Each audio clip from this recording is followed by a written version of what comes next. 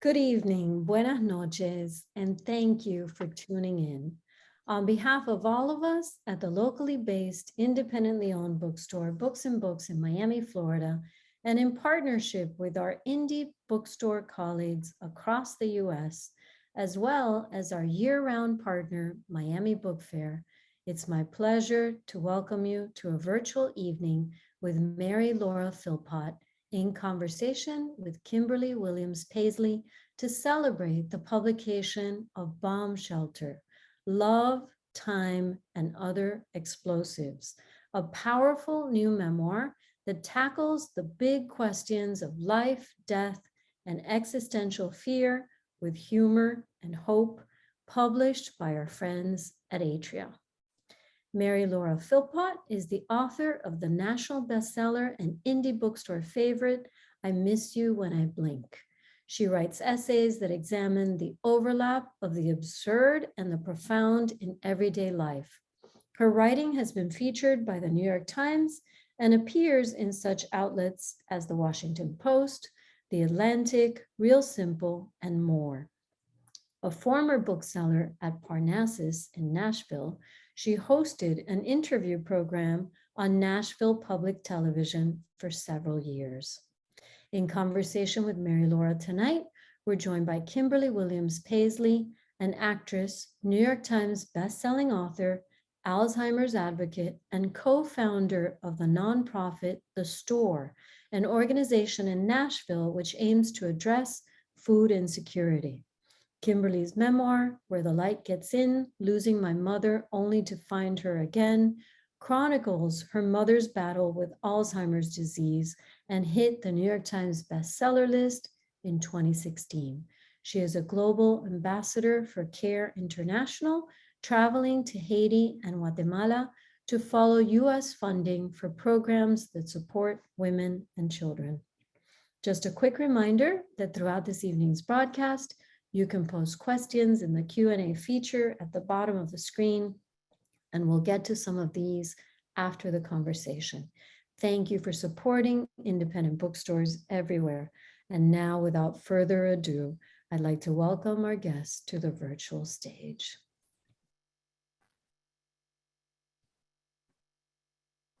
Thank you, Christina. Hi, Mary Laura. Hello, nice to see you from across the country. It is so good to see you. Okay, I got to get you in my, let's see, there we go. Now I can see you properly. Can you see the beautiful banquet room that I have taken over? I'm in South Carolina today, and I'm in a hotel where the Wi-Fi didn't work in my room. So I just ran downstairs. I stole a lamp from the lobby, and I'm taking over a room. There may be people coming in and setting up food. I don't even know what's going to happen. Right, there's going to be a buffet behind you by the end of the talk. I know. I love it. Well, this is life on a book tour, right? Yeah, just unpredictable. I'm not sleeping in an airport, so that's good. That's perfect. Well, it is so good to see you. And by the way, you slept in an airport one night before this started, didn't you? That's how you started. Well, I did. I eventually left the airport and went to the hotel next to the airport, but yes. You know, travel is still working out its kinks here in our barely post-pandemic times. I understand, but all for the love of a book. Yeah. And I am so excited to talk about this book. You know how much I love this book. Yes. I read the first, prelude. Is that what you call it? The prelude. Yeah. I read it once through and I lost my breath. I mean, it's just so unbelievably beautifully written. I went and ran and got my son Huck and I said, I have to read you this chapter. You're going to appreciate the writing in this. And I went and I read it again. And then I just closed it and I had to like walk away for a little bit. Walk it off. Yeah, I had to walk it off. And then you go into your first chapter, Hello from Upside Down. And I feel like the whole rest of the book, you're trying to get right side up again.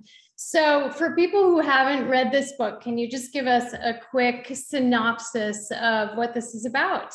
Yes, I will. And in fact, I will tell you that first full chapter called Hello from Upside Down, the original title for this book, when I pitched it to my editor, was Hello from Upside Down. Oh, wow. I liked how that just sort of represented the whole topsy-turvy thing. I also am a dweeb, and I like that it had the same number of syllables as my last book, I Miss You When I Blink. Something about that seemed like symmetry.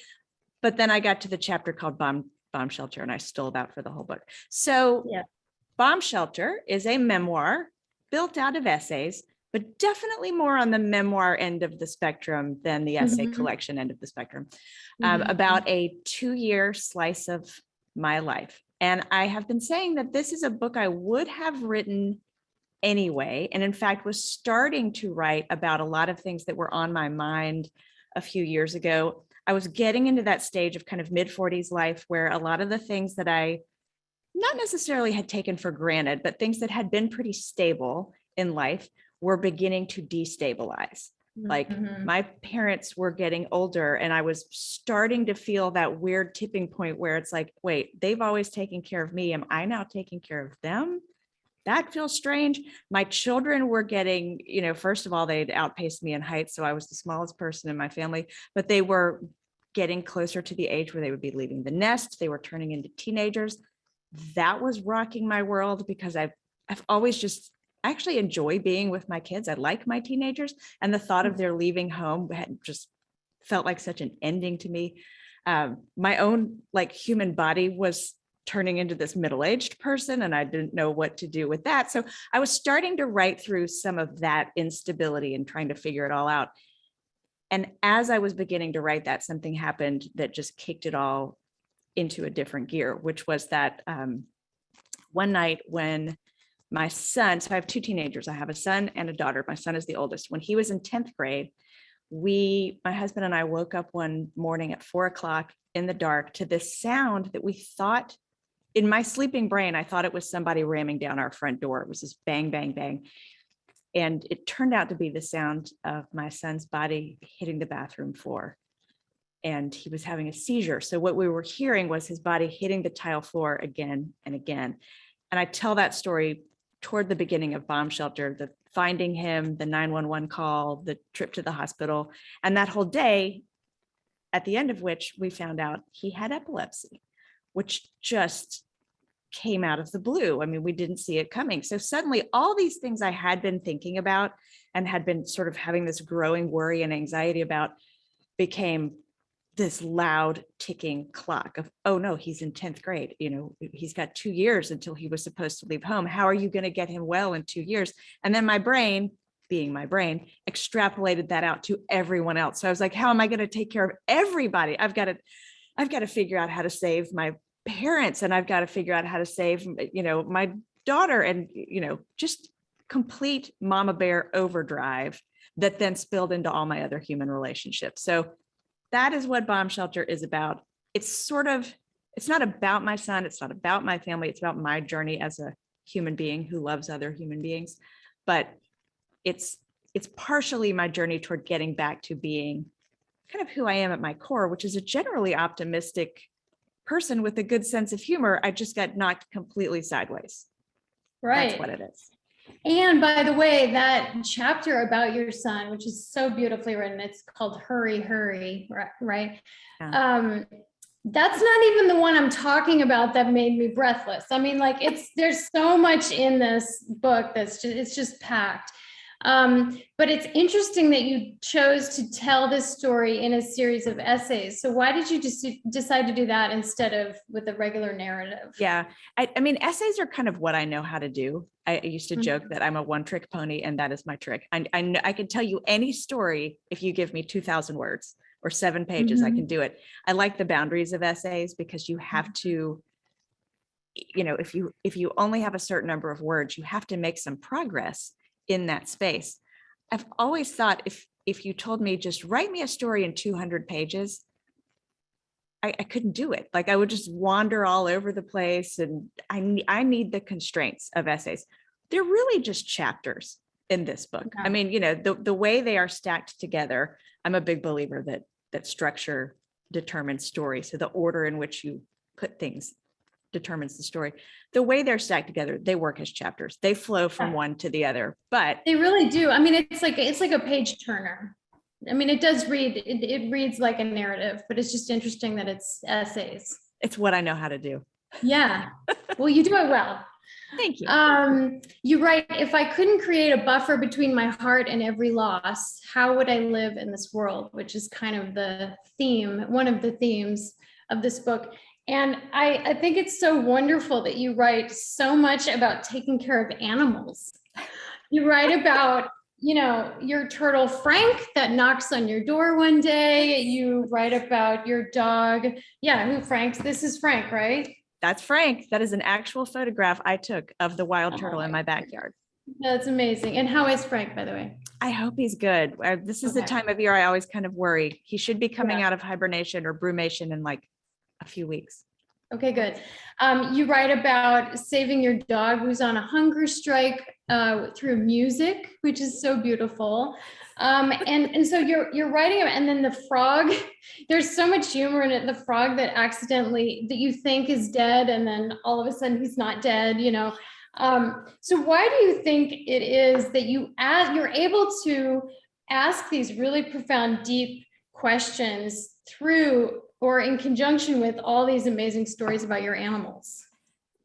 Animals find a way into my storytelling, I think, because, and this is a true statement that I've never said quite in these words until I did an interview the other day where I was really, really tired and I had just gotten off a plane and I didn't quite have all my normal filters on. And I actually said out loud, I like animals better than people.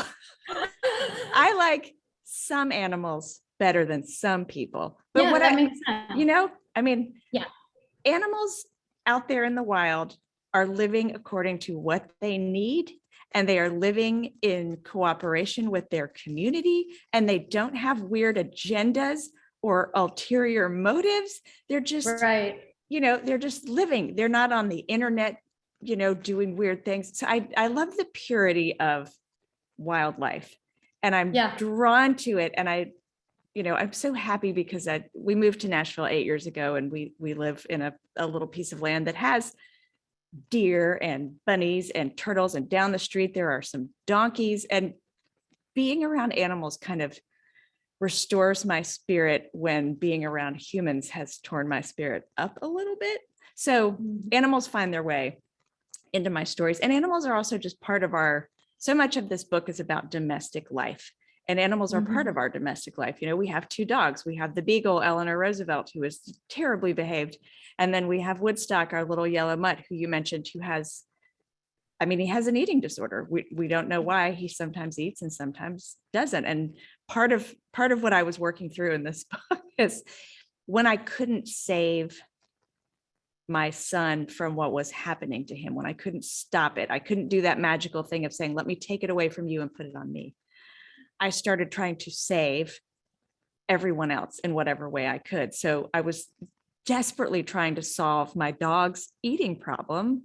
Right. And it turned out that one thing he likes is music. So, we play music now every time it's dog breakfast time in our house. Is it one particular song, or has he got a broad range of tastes? He goes through phases. My daughter, who is in high school and is an actor, is really into musical theater, and she got him hooked on Broadway soundtracks. Right. So we've also been listening to a lot of We Don't Talk About Bruno lately. Seems to eat well to that. Yes. Yeah. Good. Glad to hear it. I found when I was writing my book that just the writing helped me figure out how I felt about it all. And so did you find that when you were writing this book, were you able to find answers to your big questions as you wrote about them? Isn't that weird how that works? Like you think you know what you think, and then you start writing and you're like, oh, that's what I think. Right. I want to mention to everyone who is watching, and hopefully someone is putting this into the chat, a link to it. Kimberly's book, Where the Light Gets In, it's about your journey after your mother was diagnosed with dementia. I have given that book to so many people because it's not only like a really comforting articulation of the emotions of that experience, but also it's instructional. You have the little afterword with all these resources. So just a little plug for that. Thank you. I did find, like I always find when I start an essay that I think I know where I'm going to land, and then I land somewhere a little bit different. But within this book, some of the some of the stuff I was working through, I don't think I really realized how much I needed to work through it. I had a lot of guilt over not seeing the epilepsy coming. Like I felt like, how could I have not known? How could I have not seen the signs? There were not necessarily signs, but you know how parents are. And I also had a lot of guilt over feeling like I had paid attention to the wrong people at the wrong times. I had been really concerned for a long time about, for example, my daughter, because she has asthma. And so that was the kid who I thought was the trouble kid that I really needed to pay attention to. Meanwhile, this thing was brewing in my son and I had no idea. Then this thing happens to my son. And on the morning that the EMS guys are like stomping up our stairs and, there's screaming and lights flashing and all this stuff going on, I did not even think to go into her room and check on her. And she sat there wide awake because of course it woke her up. She sat there for 2 hours in the dark, waiting for someone to come get her out. And that haunted me. And I work through that in this book through other stories that I tell and other people I think about. I tell the story of a friend who was like not a best friend who I checked in on all the time, but kind of in that second circle of friendship. And I knew she was unwell, but I didn't know how unwell she was. And she died. And it really threw me because I again felt that wave of like, I should have been paying attention and I wasn't. And I can't spread my care far enough. That was something that I didn't realize I was going to need to work through. And I really did as I was writing this. I think so many parents can relate to that concern. And you write about, the book, I Missed You When I Blink, and how it was there right in front of you. That's the title of your last book. And now looking back, you think that may have been when your son was maybe having little mini seizures. That might have been a precursor to his epilepsy. And that would haunt me too. You really go there in this book with laying it all out, all the vulnerability and honesty. And, you also go back to the first chapter later on and paint a more colorful picture of what that day was like before the night of the seizure, and that you've been fighting and you said some things you regretted. And I really relate to all of that. And how, of course, it makes sense that just builds the anxiety. Yeah. Not to mention the points in your life when, it has helped you. You say that there's no point in worrying because you're not going to be able to save everybody. But there are times in your life when worrying has actually saved people. Right. Like, how do you, that's the thing. I have this conversation with my therapist on a regular basis when she is like, you are telling yourself catastrophic stories. That's what worrying is. You're painting a very vivid catastrophic story in your mind. And then you are reacting to that story, which is not reality. And you're having all the emotions that go with this thing you made up. And I always say, but sometimes the story I make up does come true. Right. So I'm getting that sort of awful positive reinforcement in my brain where my brain is like, you know what, though, if I can predict every catastrophe, then we are prepared and nothing will ever catch us off guard.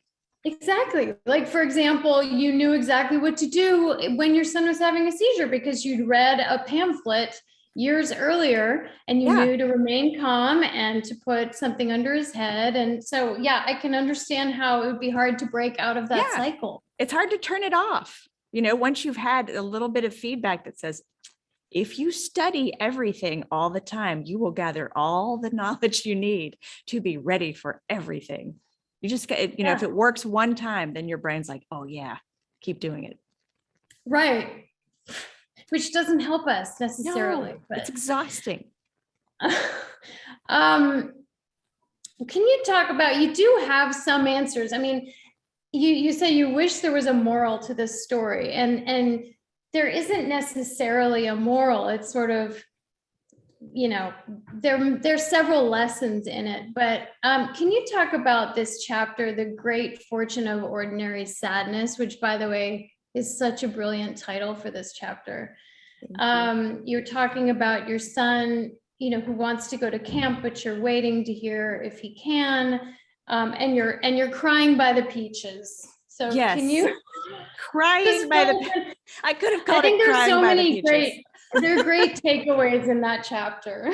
That so that essay actually originally appeared in the New York Times, but at the time I wrote it, I was not I hadn't begun to process everything that was happening in our family enough to write about it publicly. So I was leaving out in the original version everything that had happened with his health.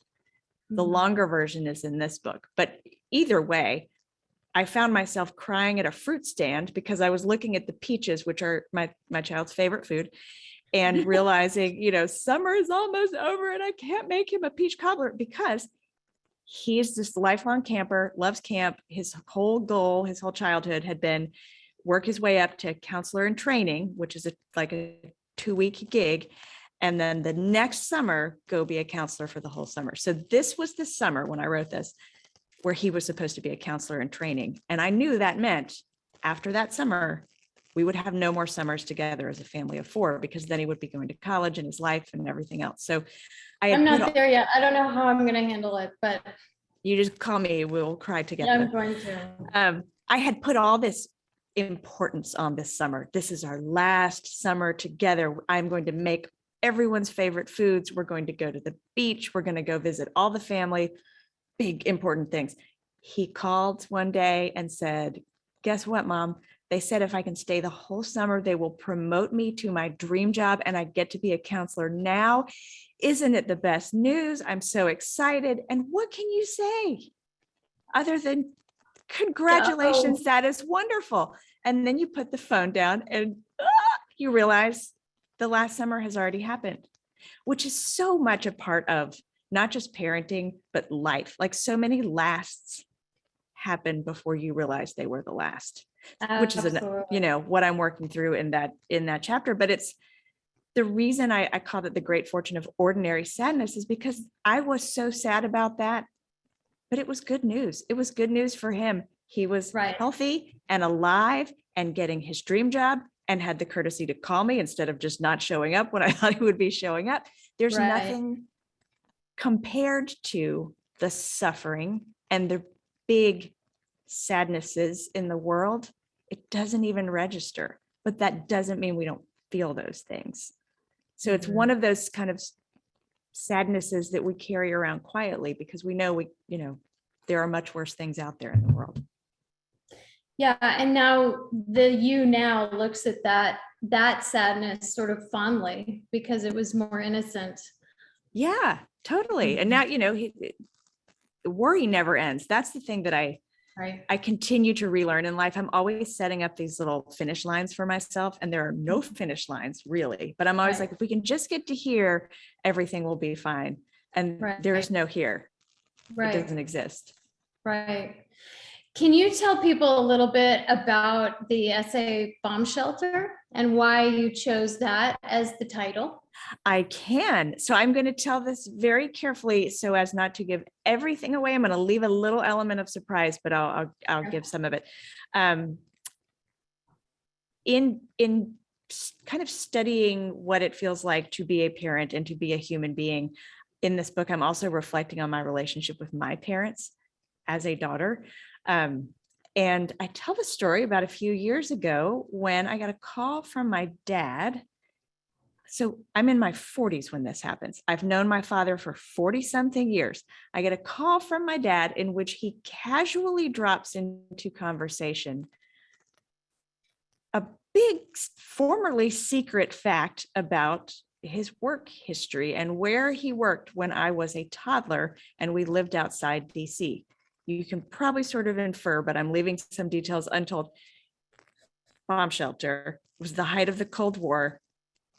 I found out something major about my dad, basically, that made me look back and go, wait a minute, all those little innocent days that I remember of like happy family, planting a garden, doing all the things we did. My dad was leaving the house every morning and going to do this job that is surreal. And you then just have to read it. Just have to read about it. Yeah. And then coming home at the end of the day and rejoining the family. And it just made me look back at that whole time differently. And it made me realize parents carry burdens that their children can't see. Like Right. Kids don't understand their parents. They can't until they are adults. And sometimes I get frustrated about the fact that, our children can't understand us. And then I realized there was so much I didn't know about my own parents, things that they suffered through that were big. And I had no idea because they were protecting me from it. Right. And now you write about your dad, you write about your family. What was it like navigating that journey of writing about the people that are closest to you? I had to do a similar thing in my book. And, it can be challenging to write about people and write personal things about people. And then try to sort of make sure that they are okay with it and the way you've interpreted it. So what was it like navigating that journey? Yeah, and I would love for you to answer your own question as well in a minute, because I'm curious how you did it. This was the first book where I broke my own rule about telling my stories when other people are involved in those stories. Typically, my rule is if I'm writing about my own experience and there's a part of my experience that overlaps with someone else, I just don't tell that part. I excise it from the story and it's not there. I have no interest in telling anyone else's story. That's just not what I want to do. I'm also very protective of my family's privacy and my friends' privacy. But as I was kind of describing at the beginning, there was no way to tell the bomb shelter story without certain pieces of my family life appearing pretty vividly, including what happened to my son. And again, that incident is not what the whole book is about, but it is what sets things in motion up here for me, which is the plot of the book. So I have a little rule that I came up with that I call the once upon a time rule, where if I write a scene about something that involves other people, I put it away, I get it back out, I read it. And if after I read it, I can describe that scene by saying, once upon a time, there was a woman who blah, blah, blah. I'm good. That means I've kept the perspective firmly here.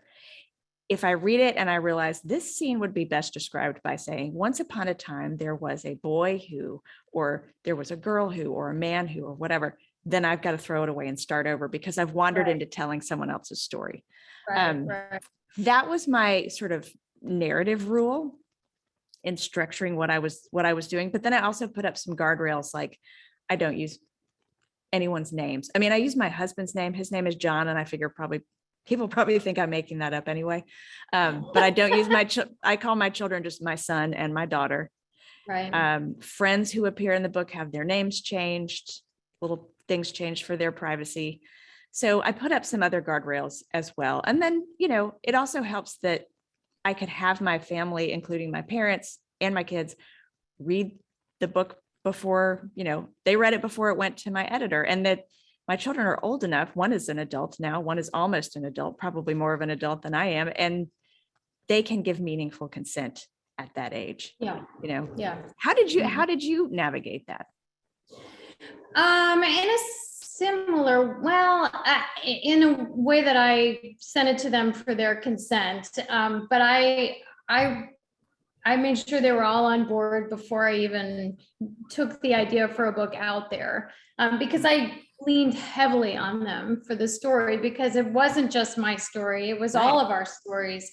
And so I spent a lot of time talking to them about what they remembered and what was their perspective. My dad had copious notes, that he had journal entries and all kinds of stuff. So I really relied on them as source material throughout.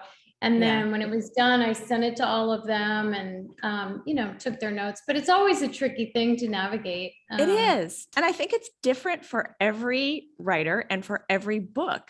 On this tour that I've been on, I've been in conversation with other memoirists, and this question comes up, in every conversation, and it's different for everybody's book. Depending on what the goal of the book was and what kind of story they're telling, and whether you intend to tell a whole family's story, or a story about a group of people, or a story about two people in a relationship. That changes where you put the boundaries and why. Right, exactly. There's a quote that I love. I think it's maybe from a poem about the eye being the loneliest organ. Is that a poem? That is Ocean Vuong in his, so he has a brand new volume of poetry out right now called Time is Okay. a Mother. And it is amazing. But that line is from his novel, On Earth Okay. We're Briefly Gorgeous. And it says something, I'm not going to say it as beautifully as he did, but something like the eye is God's loneliest creature, or the Sure. eye is God's loneliest invention, because it doesn't know there's another one just like it an inch away. Right. Yeah, the eye alone in its socket doesn't even know there's another one just like it an inch away. Yeah. And oh, it's so beautiful. And I feel like this book, I mean, basically the eye is lonely, but this book makes me feel like I see my other eye. Does that make sense? Deep thoughts. Yes, it does. It does. I mean, that's part of, like, that's why I write, but also why I read. Like, I am a voracious reader. And I think part of why I read is to feel less alone. So when I Right, read and- something that makes me go, oh, me too. Well, That's that's better. how I felt throughout this book, in so much of it. I think that there are some, oops, I just raised my own hand. Yes. I have a question. I'm going to get to people's questions, but I'm wondering while I'm perusing that, if you want to talk a little bit about your writing process. I mean, you wrote a lot of this during COVID, correct? Yes. Yes. So you want to talk a little bit about that? Yeah, I used to say that I was a great multitasker, and I really believed it. I thought I did my best work when I had several jobs at one time, and I was juggling them like crazy and dividing my day into tiny little slivers of time. I actually thought I did my best work that way. And then COVID happened. And just like everybody else, I was at home for this long stretch of time. And the days were these long stretches of time. So suddenly I had work days where nothing else was happening. I was no longer working in bookstore marketing. I wasn't doing as much with the TV show. I had, I wasn't traveling. There was no paperback tour for I Miss You When I Blink, because that would have been spring of 2020. Suddenly I had these really long work days with nothing to do but this project. And I realized I do much better work when I'm not multitasking, which is a crazy thing to learn about yourself at age, 47. But unlike anything I have ever worked on before, I would work on this just all day, every day. And the writing part was really just morning. Like, I would get up, feed everybody their breakfast, send them off to Zoom school in each room of the house, and then write until lunchtime, basically. Yeah. And then in the afternoon, I couldn't write anymore just because my brain gets tired, but I would read very intentionally. I called it afternoon story school. And I would read with a pencil in my hand. And my goal was to absorb good storytelling practices from other writers that I could apply to this book. So I was reading thrillers, I was reading romance, I was reading every kind of book there is, and studying, like, okay, how does she do dialogue? Let's pay attention to how she uses dialogue. Let's look at how this person uses, pacing and foreshadowing. And my goal was, as long as I'm trapped here in the house with nothing but this project, let's see if I can make it the best thing I've ever done. And I would get to the end of every day. And at the end of every day, like, I'd done all my little reading, and then we would break and have dinner. I would send myself an email with the subject line book, with all the thoughts I'd kind of formulated in the afternoon. So then I would get up the next day and open up my book email and go from there. So if you open my email, you can find hundreds of emails from me to me, all with the same subject line. Book. Yeah. That's fantastic. You're going to have to find a way to replicate that for your next one. I know. And that's going to be hard to do. Without the pandemic part. Yeah. Right. Without the isolation of everybody. Right. Okay. But that's going to be hard to do in the normal world. It's hard to block everything out. When I was writing my book, I felt like every chapter was a new mountain to climb. Was there a particular chapter that was a bigger mountain to climb than the rest of them? Or were there some that just flowed, and then others that, you got stuck on? There were that's a fun question. One of the ones that really flowed that I had fun with was the one where I write about meditation. And my attempt to sort of get control of my emotional state by meditating, because everyone says that that is the best thing. And it actually really is, but I can't do it. I am not yet good enough at it to just like quiet my mind with no help. I have to use the guided meditation. But I mean, it's anyways, that's not the point of meditation, is it? Like, we're not ever going to really be good at it, are we? I think the whole thing is we accept that we're not good at it. Right, exactly. But I wrote this chapter that is basically a dialogue between the guided meditation and my brain. And, you know, the guided meditation voice saying, now you are going to get comfortable in your seat and take a deep breath and empty your mind. And the first thing my brain thinks of when given the opportunity to be empty is, remember that movie, Howard the Duck? Right. So that chapter was fun because it was really a verbatim dialogue. I mean, those are all things that I thought, you know, does Rudolph the Red-Nosed Reindeer ever get imposter syndrome? I don't know. Right. So that was a fun one because it just rolled, and it actually was really long, and I had to scale it back because it was like too much.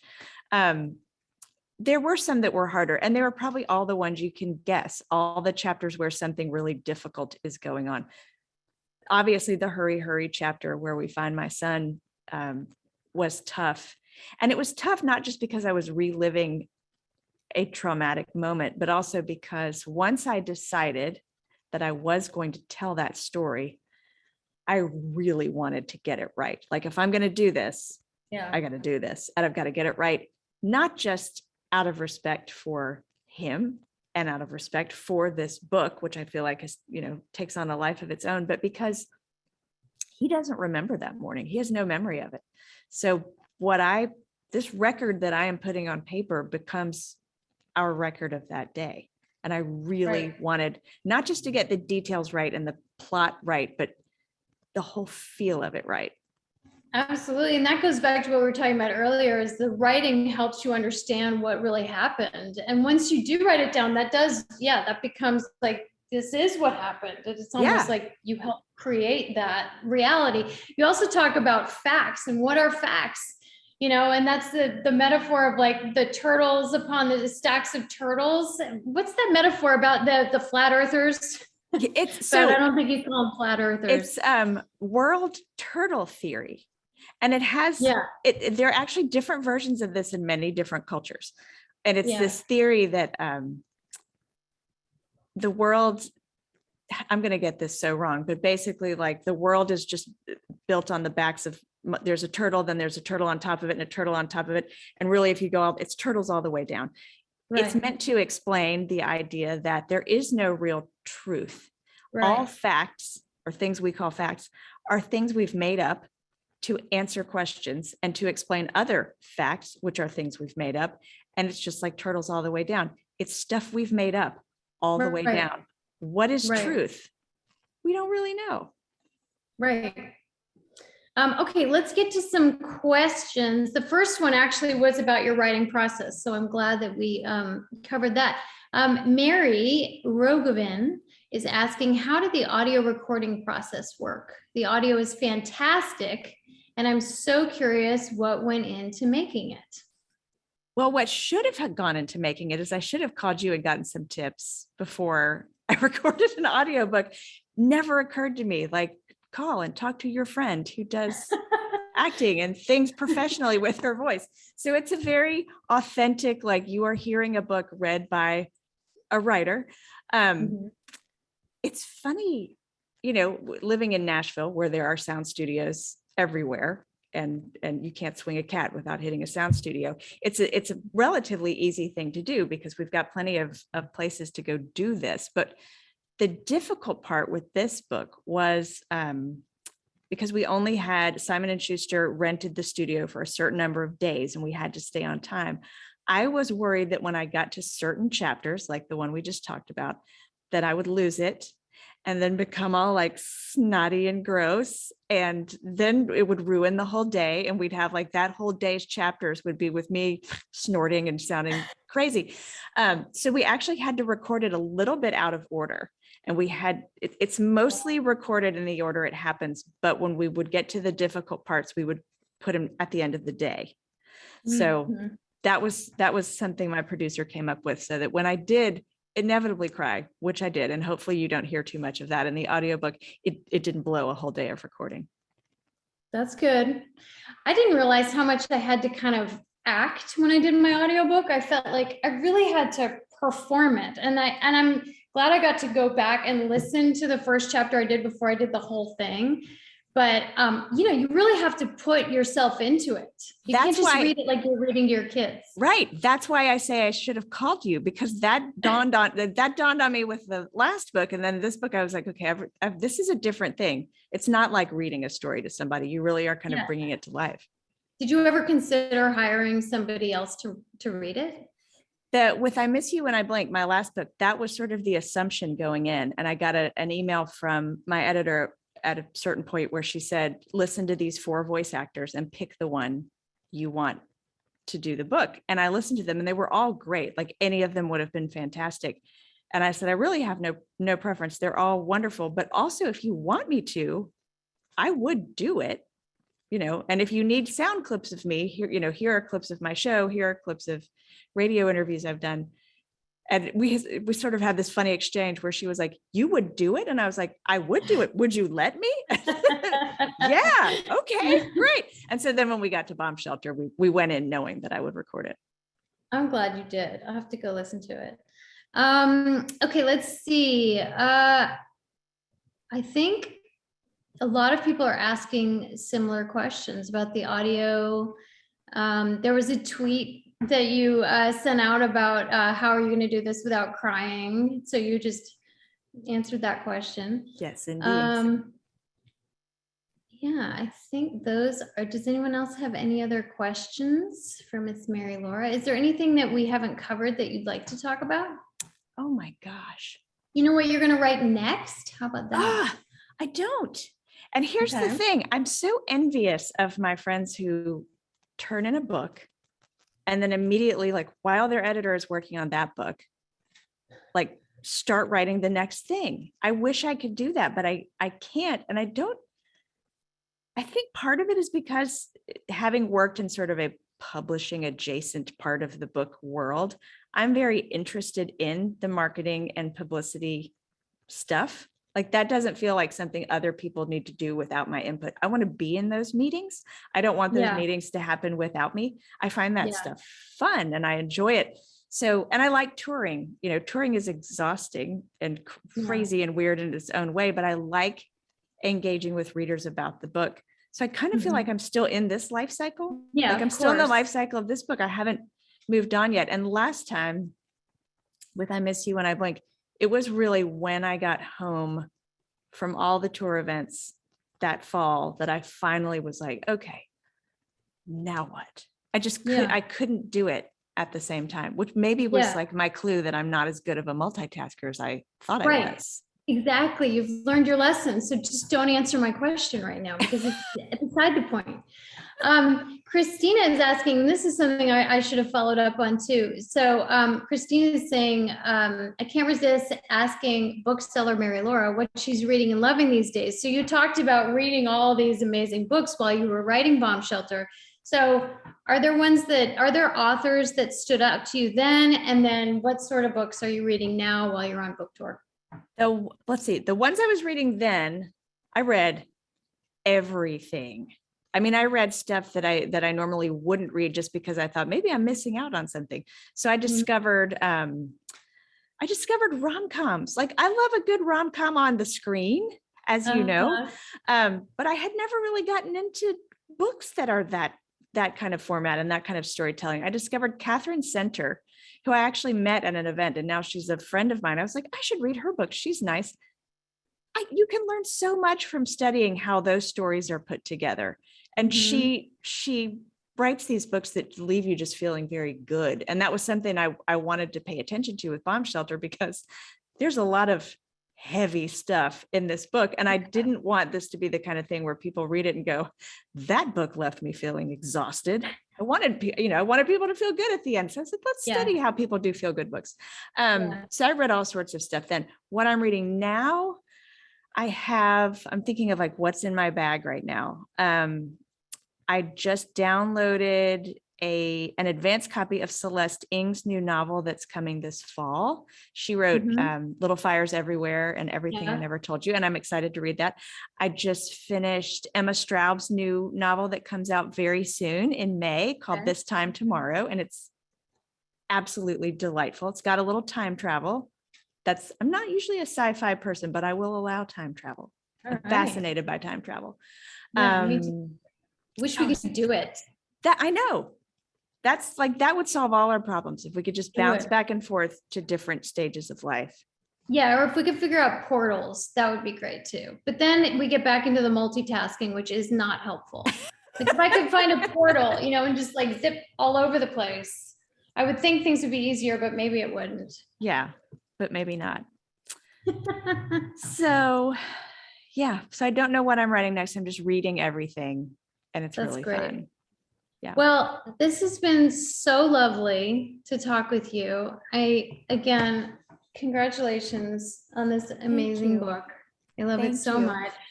You really got it from the beginning, which is how you got roped into this. You got it from the beginning so well. And then you and your sister Ashley were on an Instagram Live and you were talking about the book, and people at Atria heard it and they were like, hey. I know. And that was months ago. It was like no one could get their hands on it. So it was a little early, but I was so excited about it. And you gave me the advanced reader copy, which I've already passed on. And now I'm just going to have to send my friends these books because I've underlined this copy completely. So I can't pass this on to anyone, but I'm keeping it. You have to sign it for me. I will. Thank you for doing this. And I want to say thank you while we have the opportunity to all the bookstores that are hosting us tonight. Big indie bookstore lovers right here on the screen. And actually, Ann Patchett is here, and I cannot. Oh, yay. Saying you're both wonderful. Love from Parnassus. Hi. Oh, hi, Ann. How wonderful is that she's here? That's amazing. That's awesome. Well, yes, this is wonderful. And thank you so much. Terry also said that she loved the part where you spoke about endings, where something didn't end the way you expected it, and not being afraid to go into something because it might end differently than you planned. So that's kind of cool. That's a lesson I keep learning again and again and again. Mm-hmm. Absolutely, absolutely. So thank you so much. Thanks for supporting indie bookstores. Thanks to all our bookstore partners for joining us tonight. We love this book. This is my ARC. Sorry, it's not the finished copy, but we've been selling it a lot at all of our stores, and we're just, just thrilled that you were able to join us. And I think Ann is she saying something else? No, she just said, she wrote A. I don't think she meant to write A. That might be Sparky walking on the keyboard. Oh, yeah, Sparky enjoying our talk. Anyway, you're remarkable, Mary Laura. Your writing is just really superb.